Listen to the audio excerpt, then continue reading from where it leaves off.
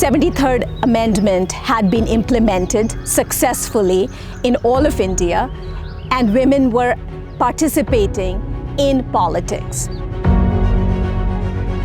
What we wanted to study was this political participation actually substantive? Were they truly active, or was it simply that they were politically present in the system and were not engaging in politics the way the law had envisioned that they would engage?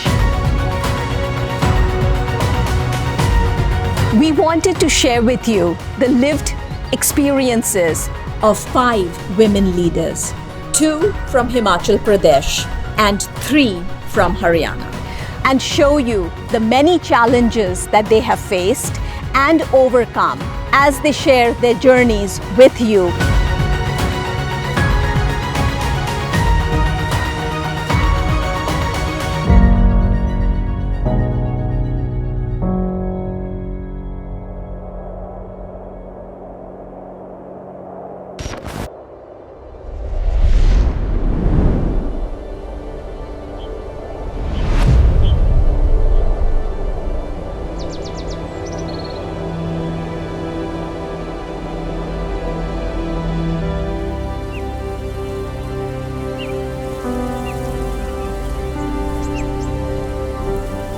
मेरी जो family background है वो मैं एक साधारण परिवार से संबंध रखती हूँ। मेरे फादर साहब आर्मी से रिटायर्ड हैं। पीछे हम 5 बहनें हैं। जो हमारी पढ़ाई थी वो गवर्नमेंट स्कूल से हुई है और ग्रेजुएशन मैंने गवर्नमेंट कॉलेज से की हुई है। उसके बाद मैंने पोल साइंस में एमए आफ्टर मैरिज की है और आज की डेट में मैं ग्राम पंचायत दुड़ोही की प्रधान हूँ।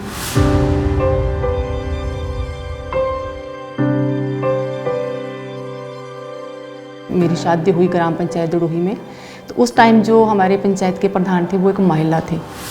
तो मेरे को उनसे एक मोटिवेशन मिली कि महिला भी एक प्रधान का काम कर सकती है, घर के साथ साथ पंचायत को भी संभाल सकती है। तो कल को अगर मुझे मौका मिलता है तो मैं भी बाखूबी से ये रोल अदा करूँगी। 2011 में महिला के लिए आरक्षित हुई ग्राम पंचायत दुड़ोही की सीट, तो मैंने वो इलेक्शन फाइट किया। तो तब से लेके आज तक मैं कंटिन्यू ग्राम पंचायत दुड़ोही की 3rd टाइम प्रधान हूँ।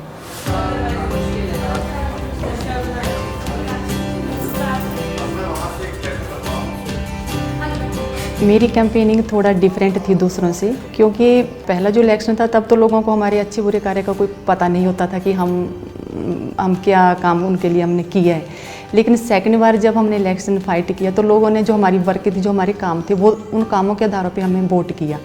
तो हमारी एक नॉर्मल सी कैंपेनिंग थी। हमने तो सिंपल डोर टू डोर लोगों के घर में जाके बस अपने ये बोला कि आपको लगता है कि हम डिज़र्व करते हैं तो आप हमें वोट कास्ट करें।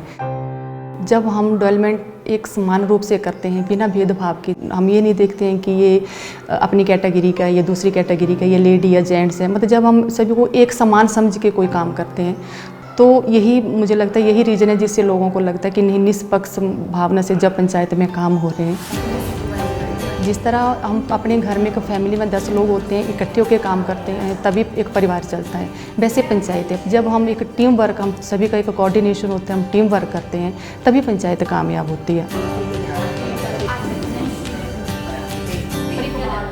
जब हम अपने कुर्सी पे बैठ गए, हमने पंचायती राज को समझा कि इसमें क्या क्या काम रिक्वायर्ड है, क्या क्या हम कर सकते हैं, क्या क्या नहीं कर सकते हैं। हमें उसके लिए हमें स्टार्टिंग में बेसिक जैसी ट्रेनिंग भी दी गई। तो हमने स्टार्टिंग में ये किया कि जो डेवलपमेंट वर्क थे वो उन पे फोकस रखा। जैसे रास्तों का काम कर दिया, सड़कें बना दी, कैटल शेड बना दिए, मनरेगा में डंगे बना दिए, जितने भी हेड होते थे वो काम कंक्रीट वर्क कर दिया।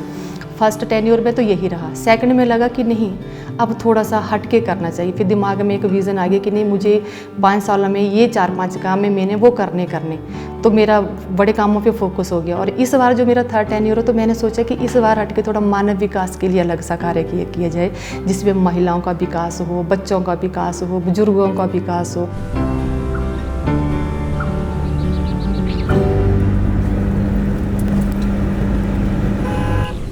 पंचायत का दायरा भी बड़ा है, 7 वार्ड है, 9 गांव हैं, तो इतना पैदल भी नहीं जाया जा सकता। तो मैंने पहले ड्राइविंग सीखी, तो मैं स्कूटी चलाती थी और आज की डेट में मैं गाड़ी चलाती हूँ। तो मेरे लिए मुश्किल नहीं है, मैं हर पंचायत, हर गांव जो है वो अपने लेवल पे वहाँ तक पहुँचती हूँ और वहाँ तक का जो भी कार्य होता है वो मैं पूरा करती हूँ। मेरी जो फैमिली है, मेरे हस्बैंड हैं, उनसे मेरे को ज़्यादा कोऑपरेशन मिला। उनको भी लगा कि नहीं, महिला देखो अगर पंचायत में इतना अच्छा काम कर रही है तो अगर आप भी करना चाहें तो हम आपका साथ देते हैं। तो मुझे मेरी पूरी फैमिली ने, जैसे मेरे घर में मेरे देवर जेठ हैं, उनका भी पूरा सहयोग मिला। उस टाइम मेरे सास ससुर थे, उनका भी सहयोग मिला।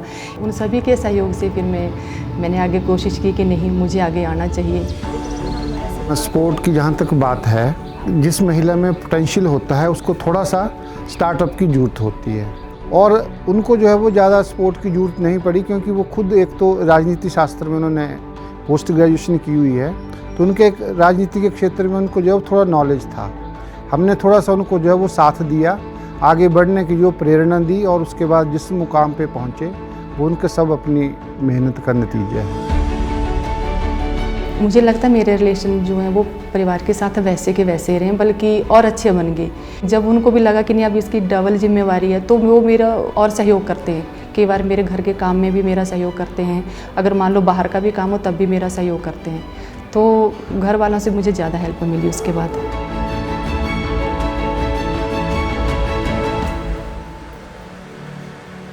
जब मैं एक हाउस वाइफ थी तो मेरा दायरा का घर तक रहता था, घर तक, अपने बच्चों तक, अपने रिश्तेदारी समाज तक ही रहता था। लेकिन जब प्रधान बनेंगे तो हमारा दायरा जो फिर वो बढ़ गया।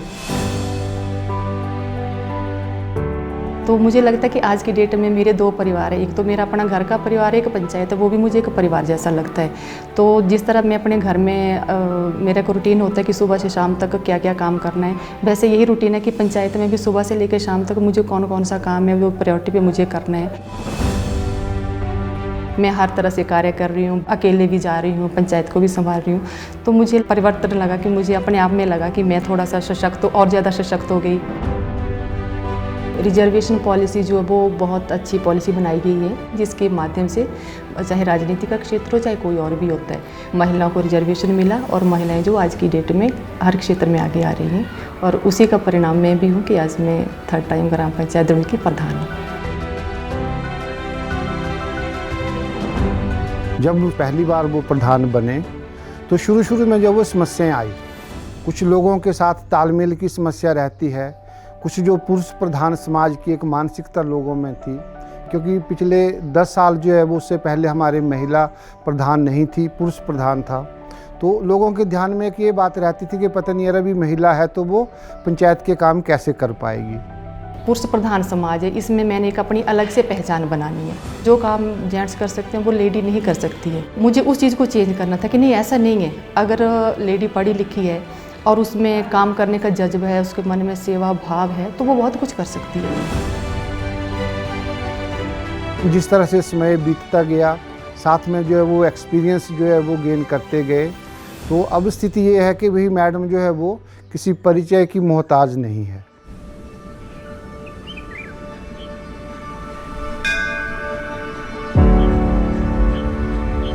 पहले लोगों को ये लगता था कि एक उषा नाम की एक लेडी है, इतना था कि हाँ उनकी वाइफ है, उनकी बहू है। लेकिन आज की डेट में कि उषा बिरला ग्राम पंचायत दड़ुल की प्रधान है। मुझे फ़ख्र होता है कि भाई आज जो है वो अगर हम कहीं भी जाएं तो हमें ये रेफरेंस देना पड़ता है जी कि उषा बिरला का मैं पति हूँ। इसमें कोई हिचक वाली बात नहीं है। एक पति को चाहिए कि अगर एक महिला आगे बढ़ रही है तो उसको हर मामले में सपोर्ट करें। कई बार वो लेट भी आते हैं तो हम जो है उसके लिए घर में खाना भी बनाते हैं, क्योंकि अगर एक महिला अपने पति के लिए खाना बना सकती है तो पति अपनी महिला के लिए क्यों नहीं बना सकता। मुझे नहीं लगता कि मेरे पति को किसी ने प्रधान पति कहा हो। जब मैं पंचायत में प्रधान बन गई तो हर काम, हर डिसीजन मैंने ओपन माइंड से खुद लिया और खुद उसको निभाया। सबसे बड़ी बात होती है घर को संभालना। जिस औरत ने अपना घर संभाल लिया वो पंचायत भी संभाल सकती है, प्रदेश भी संभाल सकती है और देश भी संभाल सकती है।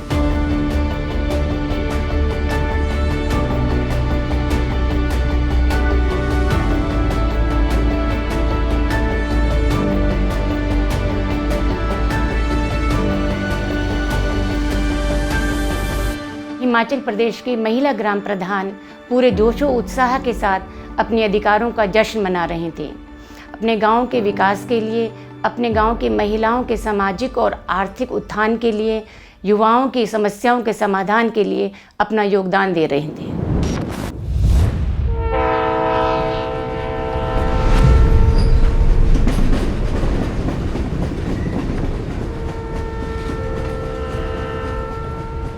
नॉर्मल एक मीटिंग चल रही थी। जैसे गांव में ये चलता है कि मीटिंग रख के ही लोग डिसाइड कर लेते हैं कि कौन हमारे यहाँ से खड़े होना चाहिए, कौन नहीं। तो ऐसे ही मैं भी उस मीटिंग में चले गई, बाई चांस ही कह सकते हैं।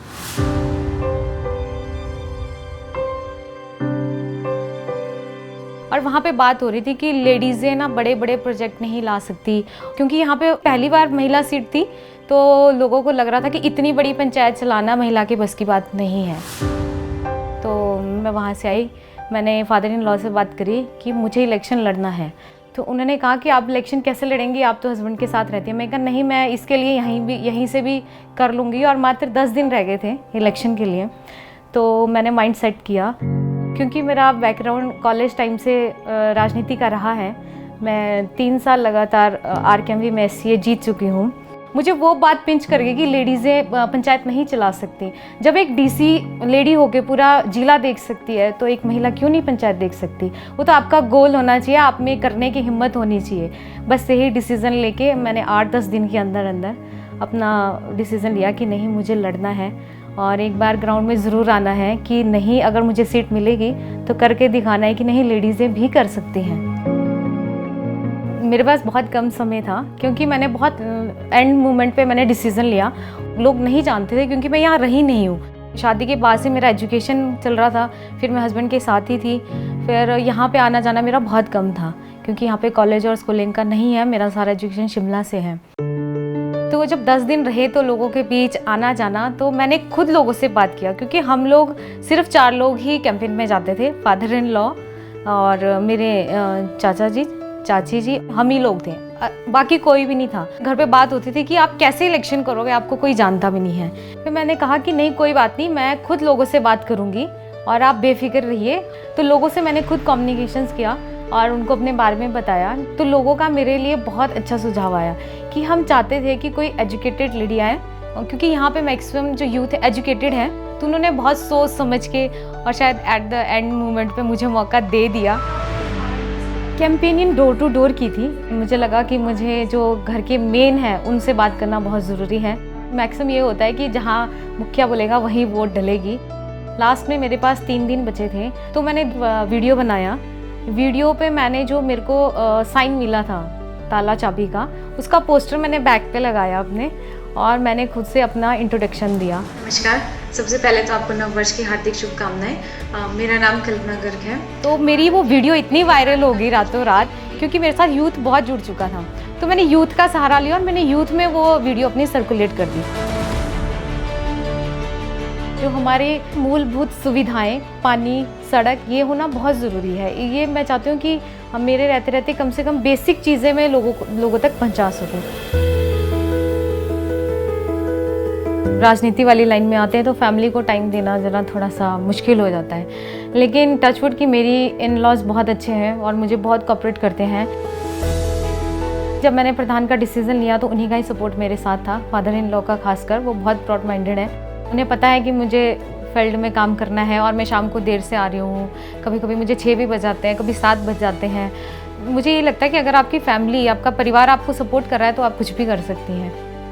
साइमल्टेनियसली ये घर के काम भी करती है और साथ में अपने जो दूसरे काम हैं लोक सेवा के, वो भी करती है। तो हमने मैक्सिमम इसको फ्री छोड़ा हुआ कि ये लोक सेवा में अपना पूरा टाइम दे सके।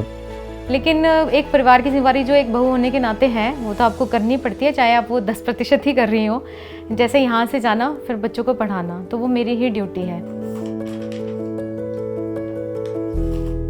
एडवाइस के लिए तो मुझे लगता है कि सबसे पहले मेरे घर से ही है मेरे फादर इन लॉ, तो मेरे सबसे बड़े एडवाइज़र वो हैं। तो हम मतलब 21वीं सदी में जी रहे हैं इस वक्त। हम जो बहू को एक बेटी मानते हैं और जो स्थान बेटी का है वही बहू का है हमारे घर में। हस्बैंड का भी यही है कि आपके अंदर अगर विल है कुछ करने की तो आप खुद डिसीजन लेंगी। सरकार ने जो ये लागू किया कि अनुसूचित जाति, दलित या किसी भी वर्ग, हर वर्ग की महिलाओं को भी आगे आने का मौका देंगे, वो बहुत अच्छा डिसीजन है। सिर्फ एक मौका चाहिए प्लेटफॉर्म का, और अगर सरकार ने ये हमें मौका दिया है तो बहुत अच्छी बात है खुद को दिखाने का कि हाँ, हम भी कर सकते हैं।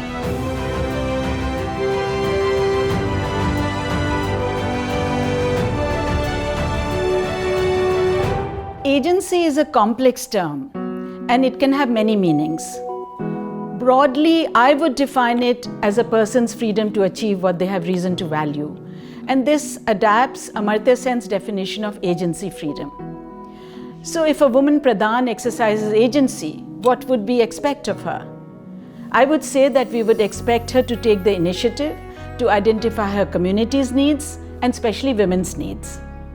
We would also expect her to prioritize important needs, to find ways of fulfilling them, and basically to see the whole process through. In fact, I would say that a good starting point would be for her to focus on the Sustainable Development Goals.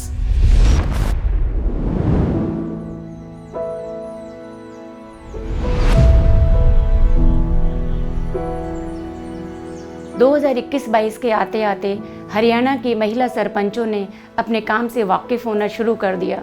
घूंघट में ही सही, उन्होंने अपने गांव की ग्राम सभाओं में अध्यक्षता करना शुरू कर दिया है।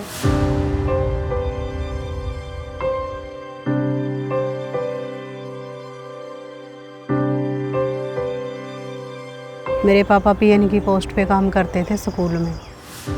मेरे गांव के स्कूल में मैं पढ़ी थी, सरकारी स्कूल में। उसके बाद फिर 17 साल की उम्र में मेरी शादी हो गई थी।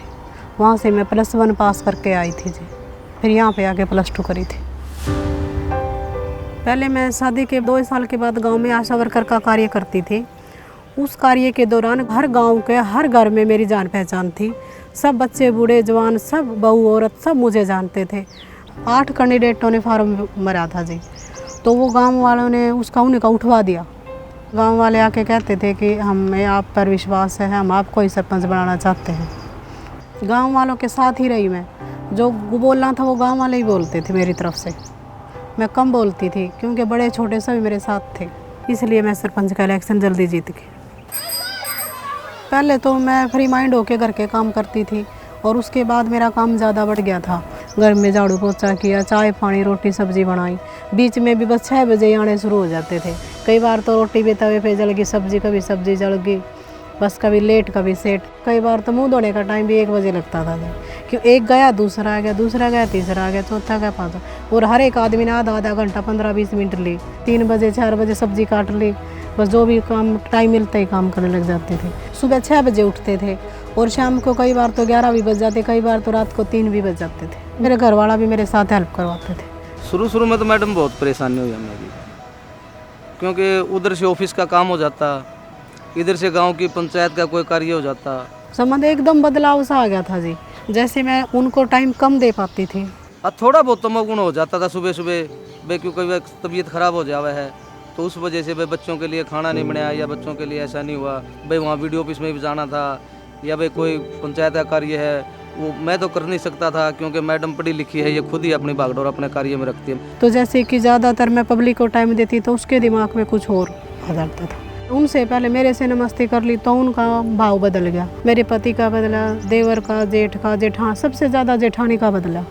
इसीलिए फिर मनमुटाव आ गया था ना। ऐसा तो कोई वो नहीं होया जी, मतलब हाँ हो जाता, तमोगुण हो जाता, वो अपना घर ही संभालते थे। ससुर ने सोचा कि मैं सरपंची करूं, जेठ ने सोचा कि मैं सरपंच हूं, देवर ने सोचा मैं सरपंच हूं, पितसरे ने सोचा मैं सरपंच हूं। तो 26 जनवरी पे उन्होंने इनवाइट किया सरपंच को, तो मेरे से पहले वो चले गए। मेरे घर वाले कह के गए थे कि खबरदार अगर बाहर निकली तो। फिर उन्होंने प्राइवेट स्कूल वाले आके बिठा के ले गए।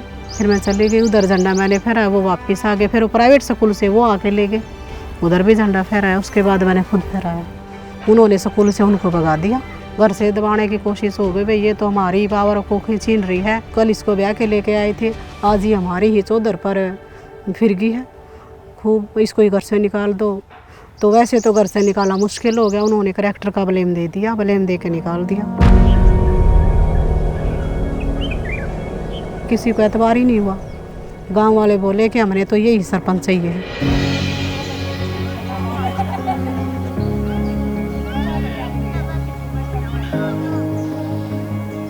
गांव के लिए कि ज़्यादा से ज़्यादा विकास के काम हों और लड़कियां ज़्यादा से ज़्यादा जागरूक हों अपने हक के लिए और ना किसी से दबे। जो एजुकेशन है वो ज़्यादा से ज़्यादा 10वीं तक थे हमारे गांव के। मैं चाहती थी कि +2 तक लड़कियां यहीं पढ़े।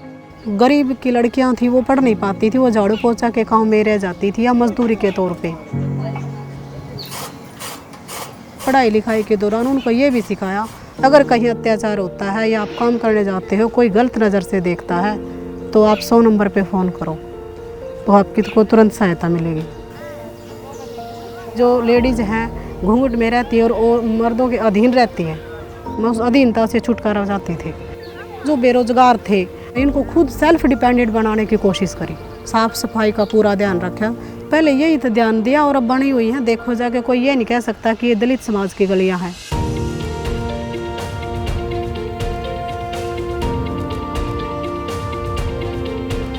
मेरी जिम्मेवारी तो ये थी जी कि सबसे पहले तो गांव की थी। जैसे जैसे मेरे सामने समस्या आती रही मैं मेरे लिए जो मेरी सोच के हिसाब से जो सही था वो सही था, जो गलत था गलत, उसी के हिसाब से चली। मेरे घर वाले की बुराई नहीं ली, इसीलिए तो घर में मनमुटाव हो गया। 5 साल मिले हैं तो मैं अच्छे तरीके से निभाऊं और जो मेरा फ़र्ज़ था मैं उस पर खरी उतरूं। मेरा मेन मकसद सरपंची के तौर पर यही रहा। और मुझे गर्व है जी अपनी पत्नी पे, हमारे पे वो इज्जत का जो ताज रहा था वो उसने बेखूबी निभाया है। मेरी ना कहते हुए भी उसने नहीं सुनी, फिर भी उसने काम के कार्य अपनी मर्जी से सही की। जिस गांव में हमारेडी गांव में मैंने इलेक्शन लड़ा, कई बार सीट आई एससी की, लेकिन कभी नहीं बन पाई। पता था नंबर आने नहीं दिया, पहली बार आया। मौका ही नहीं देते उनको, घर वाले नहीं मौका देते, बाहर वाले क्यों देंगे? क्योंकि हर मोड़ पे आदमी चाहता है कि मैं मेरी चौधर हो, चाहे वो आदमी गलत हो चाहे सही हो, लेकिन औरत कितनी भी सही हो लेकिन उसको आगे बढ़ने से रोकता है। जितनी बातें मैंने सरपंच बनकर देखी है, जो समझ आई है, उतनी पहले नहीं थी। बहुत करीब से गरीबी अमीरी दुख सुख औरत का भी, अगर मैं सरपंच ना होती तो मुझे कैसे पता चलता कि उनके क्या क्या दुख है। 5 साल तो ये भी मत सोचो कि मैं इनकी हूँ, 5 साल ये सोचो आप एक ऐसी सीट पर बैठे हो जो हमारे लिए सब बराबर है। अगर अपने खुद के बेटे में भी कसूर है ना तो सबके सामने कह दियो कि इसमें कसूर है तो है, क्योंकि भगवान ने मौका दिया है न्याय करने का, वो करना चाहिए। ऐसा मौका रोज़ किसी को नहीं मिलता।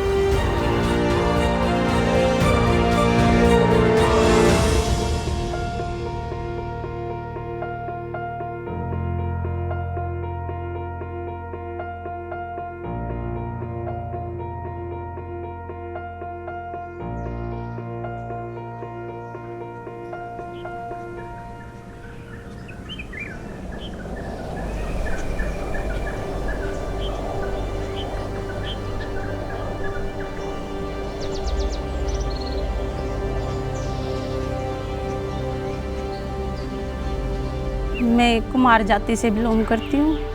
मैंने मैट्रिक पास की हुई है और मेरी शादी 2001 में हुई थी और मेरे 2 बेटे हैं और पूरी जॉइंट फैमिली है। मेरे हस्बैंड तो टेलर का काम करते हैं और जैसे सासु ससुर खेती करते हैं। पंचायत जी हमारे जैसे कि 14 मेंबर हैं और मतलब अच्छी तरह रिस्पॉन्स है। पूरी पंचायत मिलके काम करते हैं हम सभी की सहमति से। ये हमारा पहला ही इलेक्शन था। पहले तो जैसे कि मैं पंच थी तो पंच रहने के बाद गांव में अच्छा सपोर्ट था हमारा। हमारे नेचर को देख के और जैसे कि मेरे हस्बैंड है इनका स्वभाव देख के ना गांव वालों ने सपोर्ट किया तो तभी हम सरपंच के तौर पे चुने गए। अगर ये महिला सीट नहीं होती तो आपके घर से कोई लड़ता इलेक्शन? मेरे हस्बैंड। इलेक्शन कैंपेन में आपने क्या किया? उसमें आपका क्या या आपके हस्बैंड का कैसे किया आपने इलेक्शन का कैंपेन? उसमें आपने पोस्टर बनवाए या घर घर गई? ये जैसे कि पोस्टर के थ्रू किया मैम और घर घर भी जाके हमने वोट के लिए अप्लाई किया, भाई हमें वोट देना। सरपंच तो आप अभी ही बनी हैं, तो घर के कामों में आपका काम बढ़ गया है या थोड़ा कम हुआ है, उसके बारे में कुछ बताइए। मैम ऐसे है कि थोड़ा बहुत जैसे कि काम तो हो ही जाता है, ज़्यादा घर में साइन वगैरह होते हैं और कोई डॉक्यूमेंट वगैरह के काम होते हैं तो कर लेते हैं मैनेज। तो ज़्यादातर लोग घर ही आ जाते हैं या आपको रोज पंचायत घर भी आना पड़ता है? नहीं, घर पे ही आ जाते हैं मैम, और ज़्यादा ज़रूरी होता है जैसे हमारी ग्राम सभा होती है तो हम यहीं करते हैं, सचिवालय में ही करते हैं।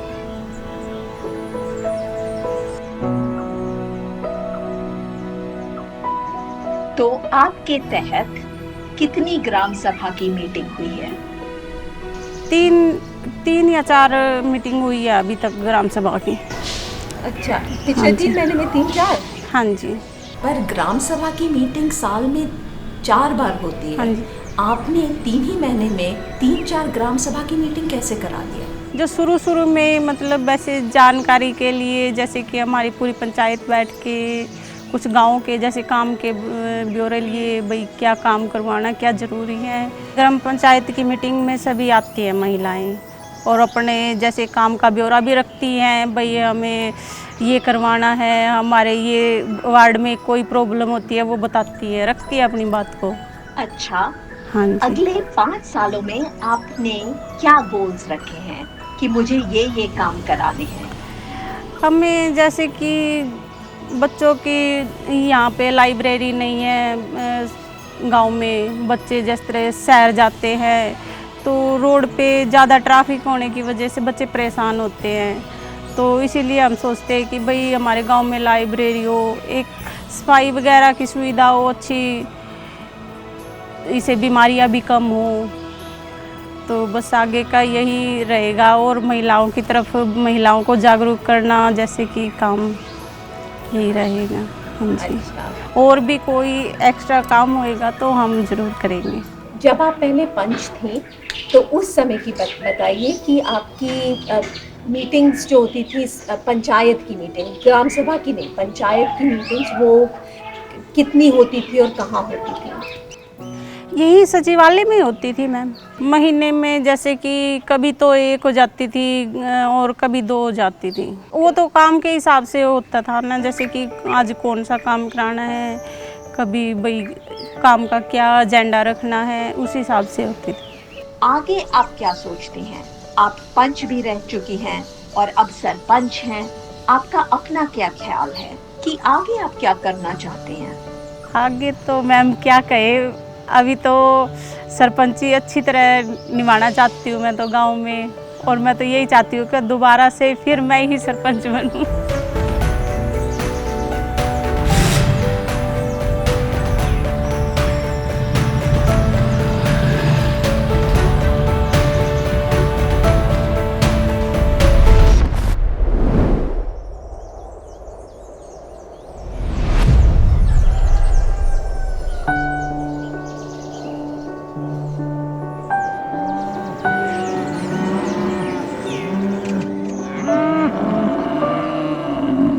सुबह 4 बजे उठती थी, दूध दाद काटना, वही भैंसों को चारा चूरा डालना, काम सभी सारा।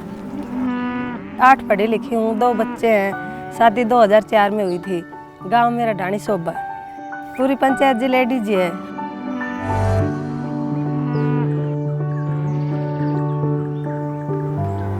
आपने इलेक्शन क्यों लड़ा? जी गांव का रुझान था, इनका भी था जी, काम भाई गांव में बहुत बुरा माहौल था, काम अच्छे करें। तो जब आपने इलेक्शन लड़ा तो उसकी कैंपेनिंग कैसे की थी, प्रचार प्रसार कैसे किया था अपने चुनाव का?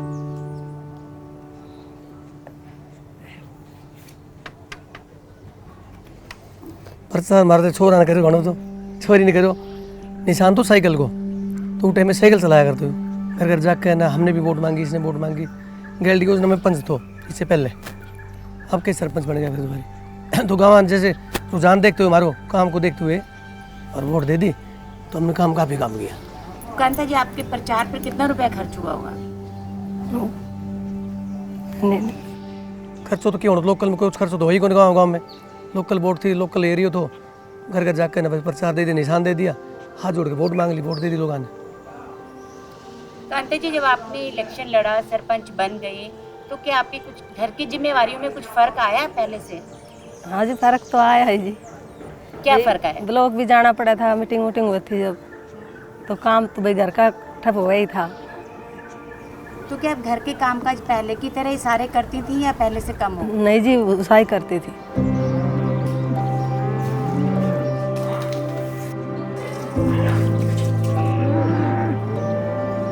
तो सरपंच के तौर पे आपके क्या लक्ष्य थे कि सरपंच बन के मुझे गाँव के लिए क्या क्या करवाना है? जी सारा ही गांव का किचड़ कुचड़ ऐसा बुरा हाल माहौल था, तो मुझे ये सारा काम अच्छा हो जाए। गांव में सभी गली जो कच्ची थी वे सारी पक्की करवा दीजिए। ये चौक में टीन शेड डलवा रखी, शमशान घाट में भी टीन शेड, 4 द्वारी, पानी की भी सुविधा, सारा काम किया। गांव में ग्राम सभा की मीटिंग आप कितने महीने में करते थे? आप बता दो कब? 3 महीना।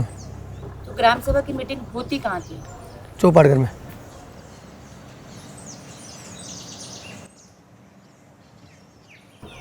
चौपाड़ में अक्सर जो है गांव में औरतें नहीं चढ़ पाती हैं, उनको अलाउड नहीं होता है चढ़ना। तो ऐसे में क्या आपकी ग्राम पंचायत की महिलाएं, आप खुद और गांव की महिलाएं आ जाती थी? आ जाती थी, क्यों लेडीज़ पंचायत थी तो आना पड़े, तो सारी पंचायत ही लेडीज़ थी ना।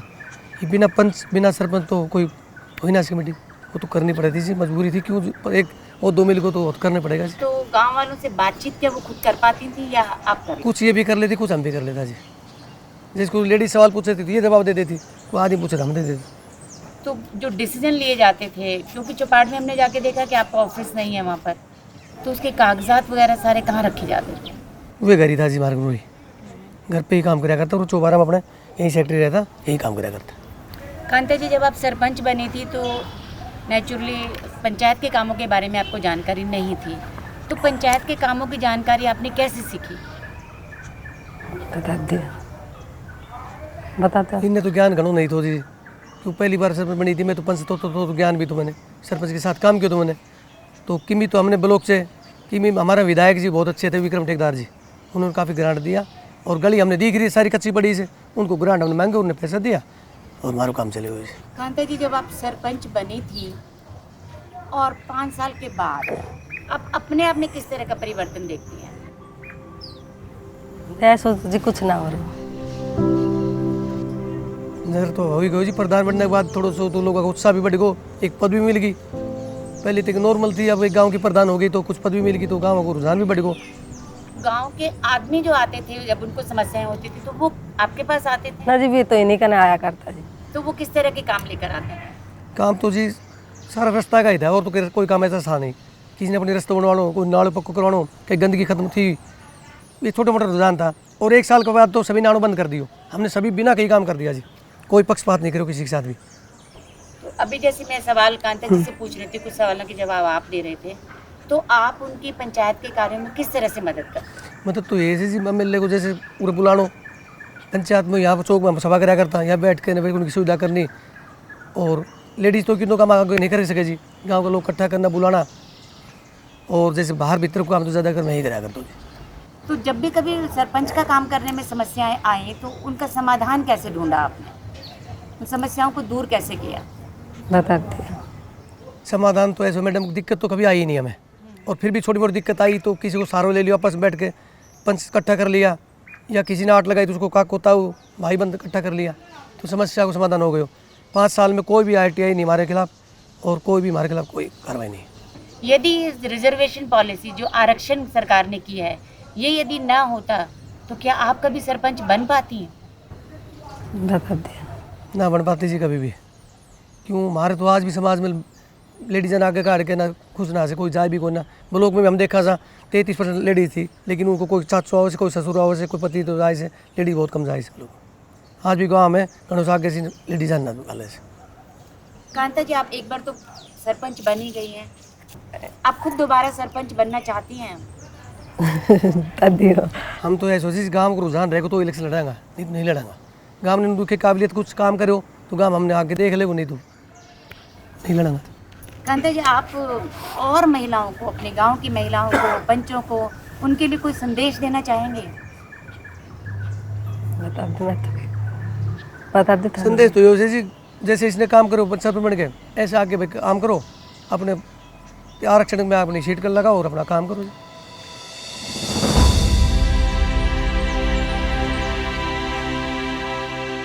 Well, a woman's agency could be limited by both individual factors and social factors. At the individual level, she could be constrained by poor education, by childcare burdens, by lack of experience in governance, or even by objections from her parents, her husband, or her in-laws in terms of participating in public forums, and so on. At the societal level, pradhans can be constrained by patriarchal social norms. So for instance, if we take a state like Haryana, Married women are expected to cover their faces in front of their in-laws and not speak up when there are older men present. Now, this greatly restricts women's freedoms to participate. Whereas if you take Himachal Pradesh, women don't need to practice parda. They also participate more in the labor force, and many are de facto female-headed households because it's an economy in which there's high levels of male-out migration. So here women are much more able to exercise agency and with autonomy. The 73rd Amendment gave women in India the opportunity to step into leadership roles in local governance. The stories highlighted here reveal the lived realities of female sarpanchs and gives us a deeper understanding of the intersection between politics, policy, patriarchy, women's agency, and the changes that we want to see in our society. Their journey towards agency and empowerment is impeded by social norms, family structures, and relationships that are cemented by patriarchy. Yet, the picture is complex. While women may not be free agents, they aren't passive products of existing social structures. They operate in the dynamic space in between, building allies, gaining in social and political capital, and bargaining with patriarchy to gain agency. Change is already happening. What we must work towards is to catalyze this process of change and empowerment.